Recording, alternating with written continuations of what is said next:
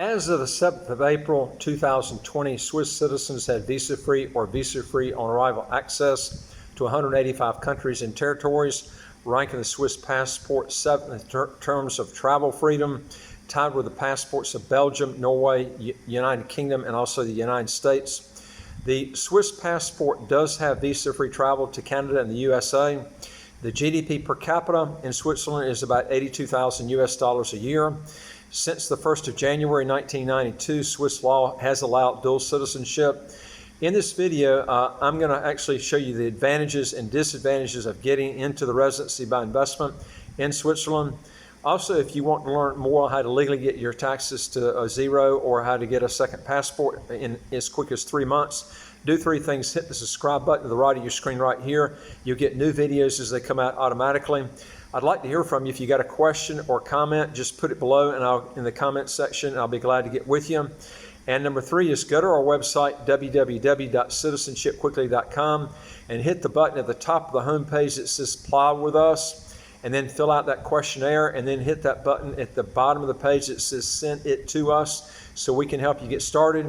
We deal with a lot of citizenship by investment and residency by investment countries all over the world that I think you'd be interested in learning about. Okay, let's get started. The State Secretariat for Migration, also called the SEM, is the Central Swiss Authority responsible for immigration and citizenship. However, citizenship is largely actually administered by the cantonal level. In other words, Switzerland has different cantons and they all have their own separate laws. The paths to citizenship in Switzerland are generally through one of the following: being a child by birth or adoption of a Swiss citizen, or being married to a Swiss citizen, or naturalization after living in the country for 10 years. Now, the years between the ages of 8 and 18 count as double as far as getting citizenship. Now, a new Swiss Citizenship Act actually came into force in 2018, making it harder to acquire Swiss citizenship. The most notable change was that applicants need to actually hold what's called a Settlement C residence permit to qualify. Certain cantons may have their own specific requirements for integration into Swiss society. There are also obligations with Swiss citizenship. One of these is mandatory military service if you're an able-bodied male adult. The Federal Nationality Law of 2014 imposes two formal conditions which an applicant for naturalization must satisfy, and they are 10 years of lawful residence in Switzerland, including 3 of 5 years immediately preceding the application. The time spent in Switzerland between the ages of 8 and 18 is double. When counted, as I mentioned earlier, is counted for purposes of applying for naturalization. However, an applicant must have spent at least 6 years in Switzerland. An exception is made for registered partners of Swiss citizens where the registered partnership has lasted for at least 3 years and the Swiss citizen was already a Swiss citizen at the moment on the conclusion of the partnership. The foreign registered partner must have lived a total of 5 years in Switzerland, including the year immediately preceding an application. And the other requirement too is to be a permanent resident. Now, in addition to the aforementioned formal conditions, the Federal Nationality Law of 2014 also imposes material conditions which an applicant for naturalization must meet, and they are: the applicant must be able to communicate in a national language, both orally and in writing, and the applicant must participate in the economy or be in education. All right, now the cantons can impose further requirements which are complementary to the federal government's requirements. A person married to a Swiss citizen may apply for Swiss citizenship by facilitating naturalization after living in Switzerland for 5 years and having been married for at least 3 years. No language test is required, but one must show the following integration into the Swiss way of life, and language is a requirement here. In other words, you have to be familiar with the language, although you wouldn't have to take a test. Now, Austria, Germany, Japan, Switzerland, and the United States are 5 nations that make it especially difficult for foreigners to establish permanent residency or obtain citizenship. So this is something you're going to have to think about if you're going to Switzerland to try to get the passport. It is a difficult passport and citizenship to get. Let's talk about the taxes. The corporate tax rate in Switzerland is 18%. There is a personal income tax rate as high as 40%. There's a sales tax rate of 7.70%. The Social Security tax is 12%. And of the 12%, 6% is paid by the company, and the other 6% is paid by the employee. Now, Switzerland does have a special lump sum tax regime. This is the way it works. Under the lump sum taxation regime, non-Swiss nationals who do not pursue a gainful activity may elect to pay income and net wealth taxes by reference to a lump sum amount and not on the basis of their effective income and wealth. The regime applies to the federal income tax, but is currently also offered by most Swiss cantons. The tax payable based on the lump sum tax regime depends on various factors such as the cost of living, the rent paid for the Swiss primary residence, which is the rental value of such real estate. And the main benefit of the lump sum taxation regime is to provide foreign nationals a significant reduction of Swiss income and net wealth taxes on their foreign assets and income. All right, now the availability of the lump sum taxation regime is, however, subject to certain conditions, such as a prohibition from carrying on any gainful activity on Swiss soil. Thus, the lump sum taxation regime may not apply to entrepreneurs who wish to keep an executive function within their business. There are a number of alternative tax planning options under the ordinary tax regime. This may include stepped-up restructurings, placing assets in a trust, or other measures to segregate the ownership of assets in a tax-efficient manner. The anticipated tax consequences of these measures and how they would be implemented will be carefully examined from a Swiss and UK standpoint. The healthcare in Switzerland is very good.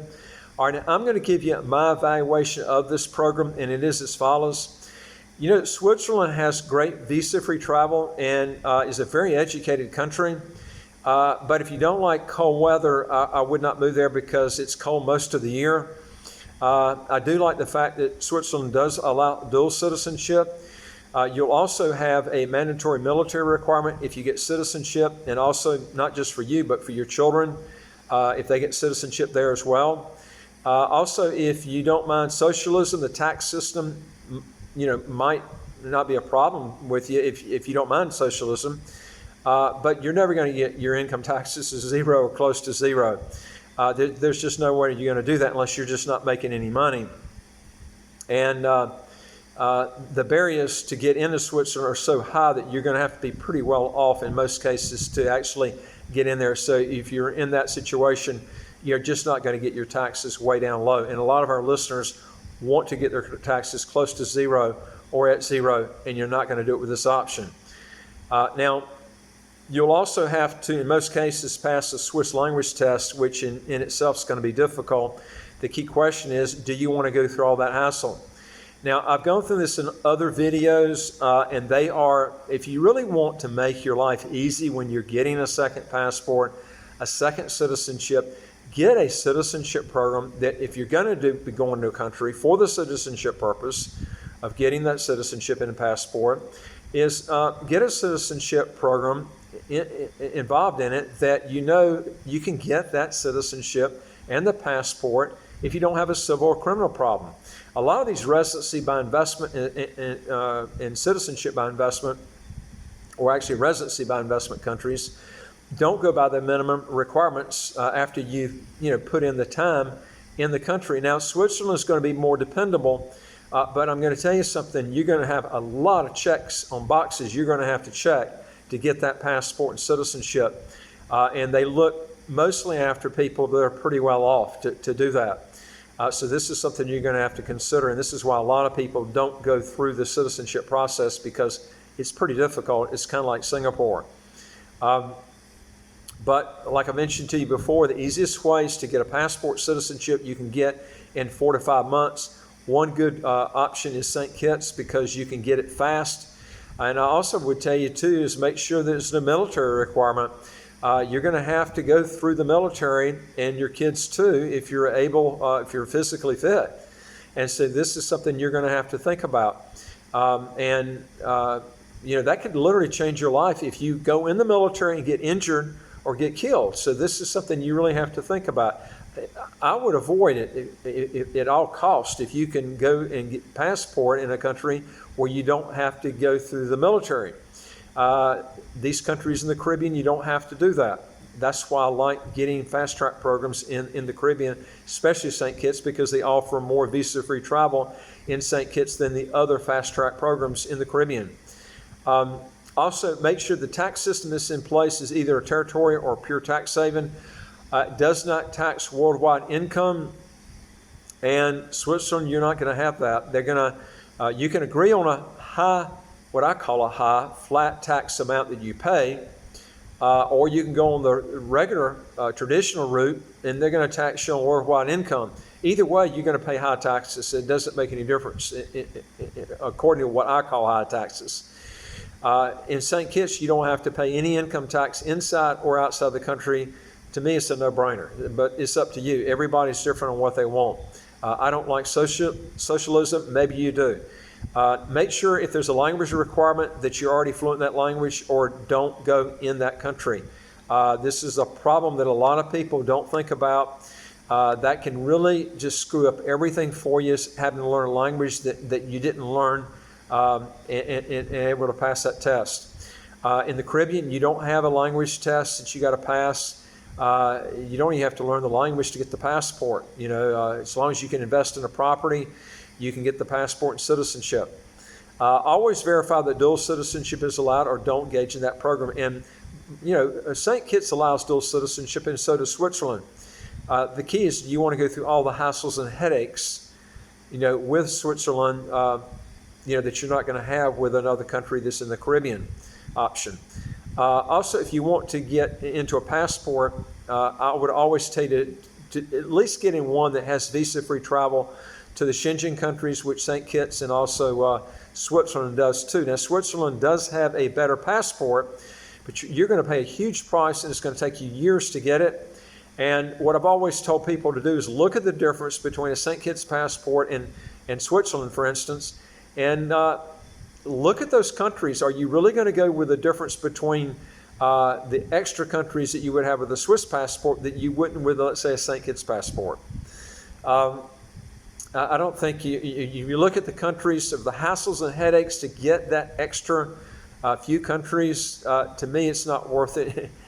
It might be to you, but it's not to me. I mean, I've looked at that situation, and that's why I advise people otherwise. Also, you want to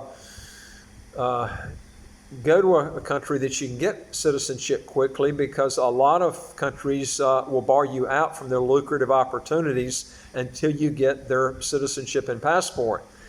And that's a big key thing, because you might be in a business that's barred out till you get citizenship, which in Switzerland would be probably 10 to 12 to 15 years before you actually get the passport, which would decimate your business. Maybe it would, maybe it wouldn't. It depends on the type of business that you're in. But in St. Kitts, you're going to get the passport in a few months, so it's not going to have any effect. Also, when you move to a new country, when you don't know the language, man, I tell you, it takes you a lot longer to get everything done. It just it delays everything. It makes it a lot easier if you go to a country where you know the language. If you don't know the language, I would advise you don't go to that country and go through the hassles of trying to learn it. Anyway, if you want to learn more how to legally get your taxes to zero, how to get a second passport as quick as 3 months, do 3 things. Hit the subscribe button to the right of your screen here, and don't forget to hit the notification bell next to the subscribe button, and you'll get new videos as they come out automatically. I'd like to hear from you. If you got a question or comment, just put it in the comment section below. I'd be glad to get with you and see what I can do about solving whatever problem you got. And number 3 is go to our website, www.citizenshipquickly.com, and hit the top of the homepage that says apply with us. Answer those questions, and then hit the bottom of the page that says send it to us, so we can help you get started. We deal with quite a few citizenship and residency by investment countries that I think you'd be interested in learning about. And thanks for looking at our videos, and I look forward to talking to you on the next one. Take care.